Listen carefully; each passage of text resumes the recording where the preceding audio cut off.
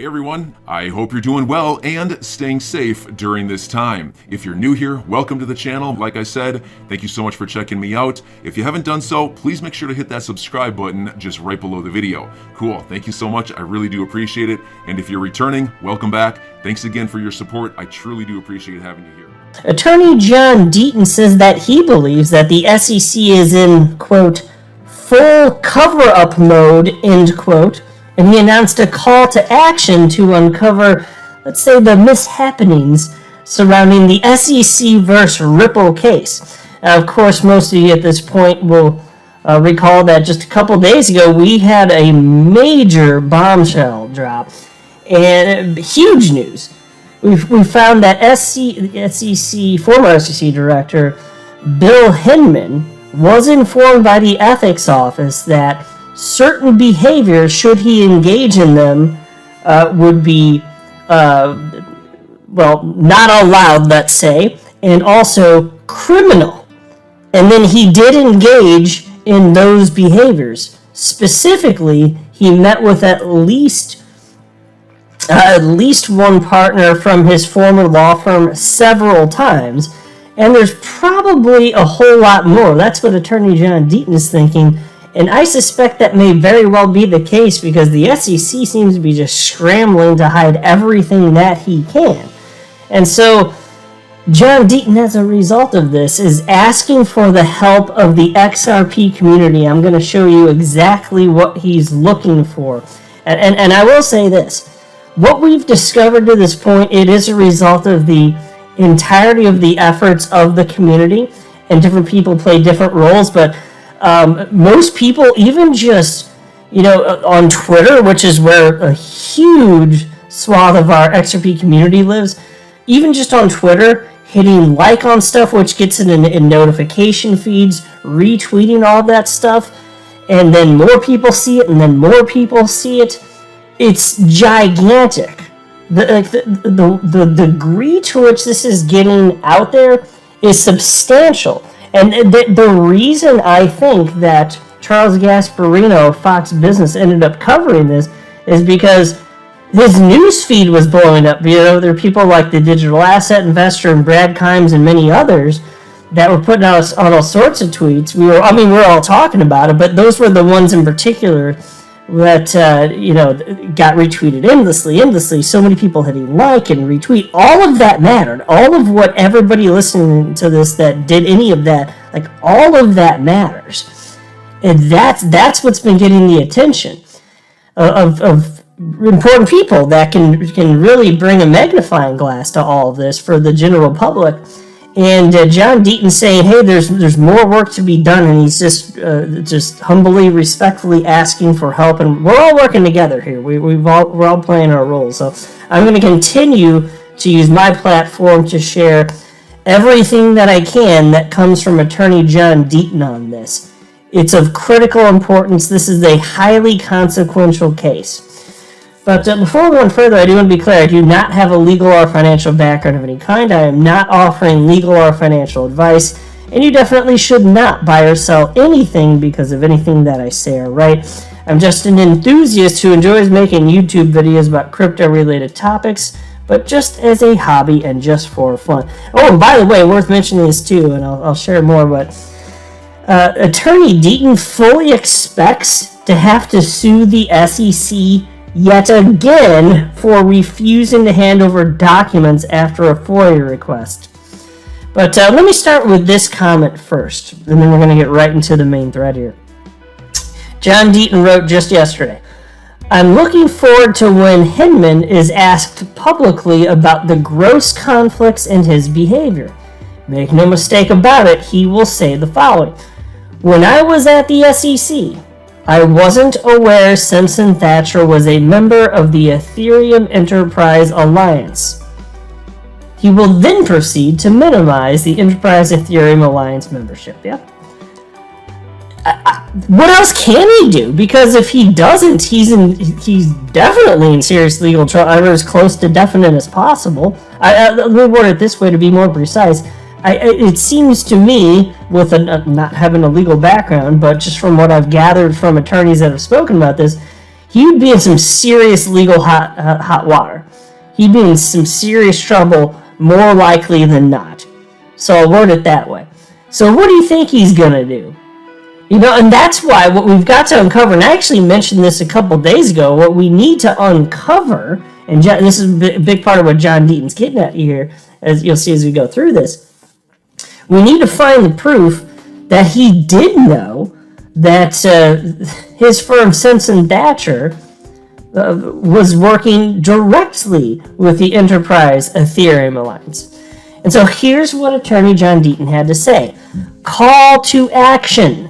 #XRP community. I need the internet sleuths to start digging. As bad as it already looks for Hinman, I firmly believe his involvement and his conflicts are even greater than presently known. I also believe the SEC has been in full cover-up mode. The SEC made a false statement when it originally stated there were no responsive documents relevant to the Empower Oversight FOIA requests. Only after Jason Foster and Empower filed suit in federal court did they realize the error and correct the falsehood, because Empower didn't fold. So I'll just pause to note, make sure that everybody knows what's being discussed there. Empower Oversight is the nonprofit entity that was founded by Jason Foster, who was also mentioned in this tweet. Empower Oversight sued the SEC in December because there was a Freedom of Information request, and it seemed very clear to Empower Oversight that the SEC was just stonewalling. They're like, well, there's nothing here. They initially said no, and they didn't want to hand stuff over. And there's some pushback, but Empower Oversight kept fighting. And they're like, oh, it's like, oops, the doodles, yeah, there's all sorts of documents, actually. Here you go, here are some. And then they sent them like 1,000 pages in a terrible format. I talked about that previously on the channel. Like, it was, like, some of the pages were impossible to read. And I can't help but imagine that was done intentionally to make things worse. But they technically handed over the documents, so whoops-a-doodles, right? Freaking asshats at the SEC. Anyway, John Deaton continues. Likewise, the SEC initially informed me the Hinman calendar was not used for official government reasons and denied my FOIA request. I appealed and it's on remand, but I fully expect to sue them for violating FOIA before they turn over his calendar. Why are they fighting so hard? So I'll just pause to note, FOIA is FOIA, Freedom of Information Act in the United States. You can, as an everyday citizen, request documents from various government entities. And of course, there are certain restrictions. National security is obviously a very real thing. But there are certain documents that you can request, and there's an office that will review the requests. And if it's within certain parameters, then they're sent out. And it's just an effort to have additional transparency for the general public. It's a very good thing. So that's what's being discussed right here. This is what the SEC is fighting against. They're fighting to make sure that there is not transparency, because these are terrible people. They are absolutely despicable. John Deaton continues. Look closely at Hinman's redacted deposition testimony. On page 37, the Ripple lawyers ask a question about whether a specific company or entity was a client of Hinman's or his law firm's. The SEC redacted the identity of that entity. Why? On page 38, Hinman said he didn't think they were a client, but were involved in matters he was involved in. Whose identity was redacted? Was it the Brooklyn Project? I ask because the next one asked about is whether Consensus was a client. He said no. And we know Sullivan and Cromwell represented Consensus. Then they ask if Hinman represented the Ethereum Foundation, and he replied no. But look what happened when the Ripple lawyer expanded the definition of the Ethereum Foundation on page 38. The next 3 pages are redacted. Let's think about this. When he was asked about Ethereum Foundation, what did he say? He said no. There's no sort of connection. There's no representation.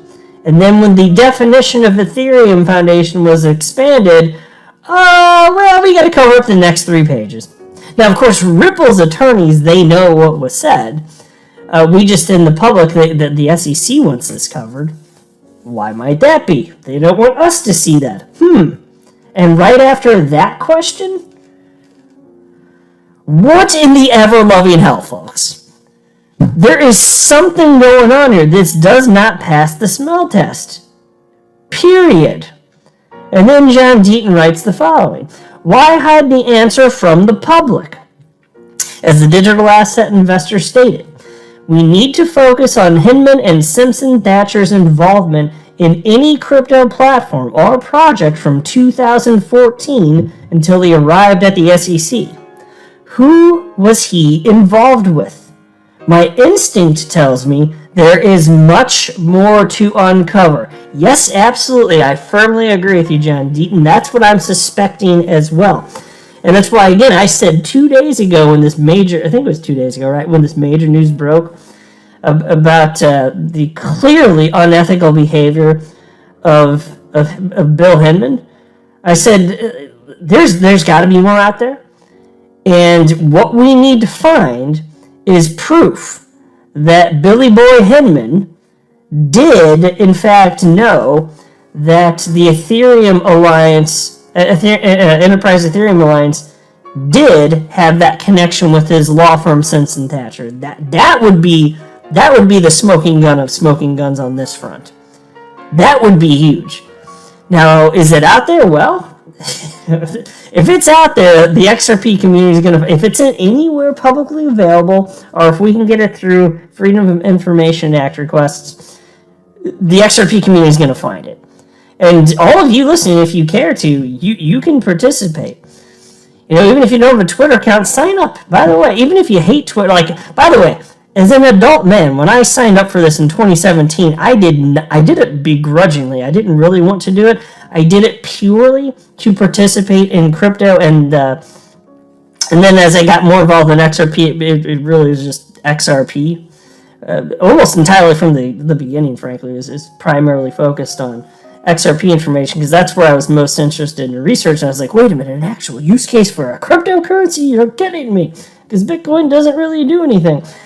That's anyway. So I digress a bit, but all that to say, if you're not on Twitter, yes, it's absolutely an awful cesspool. But you can just block anybody that you don't like, that says a bunch of nonsense stuff, that's talking about stuff unrelated to what you're interested in, and you can participate.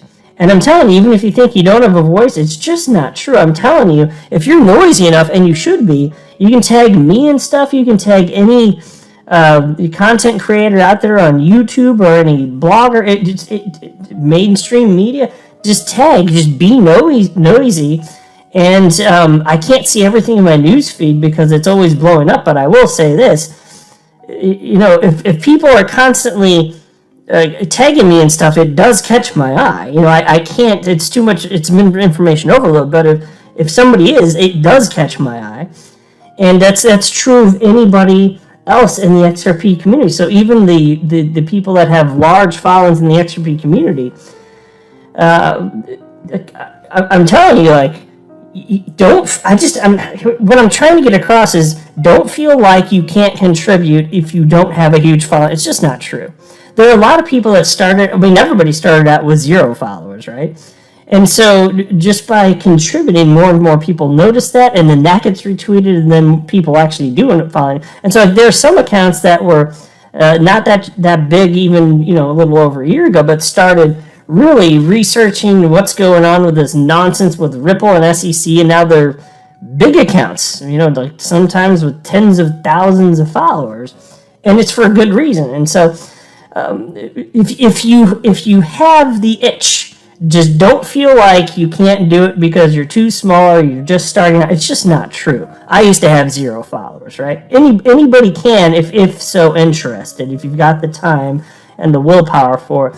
And so that's why the reason I'm focusing on that here towards the end of the video is just to point out, again, John Deaton says this is a call to action. That's why I wanted to emphasize that. I'm your guy. I will keep you posted. I'm your advocate. I'll be back on a daily basis, usually multiple times per day, with these videos to keep you updated with everything going on. So I hope you enjoyed the video. If you haven't done so, make sure to hit that subscribe button. Feel free to share any of my videos with your friends, family, social media, or anybody who may care to listen. Thanks so much for your continued support. I'm always here for you. I want to help you through this time. So thank you so much for continuing to choose me. Enjoy your day, stay safe, and I'll catch you again probably in a couple hours. Thanks, everybody. See you later.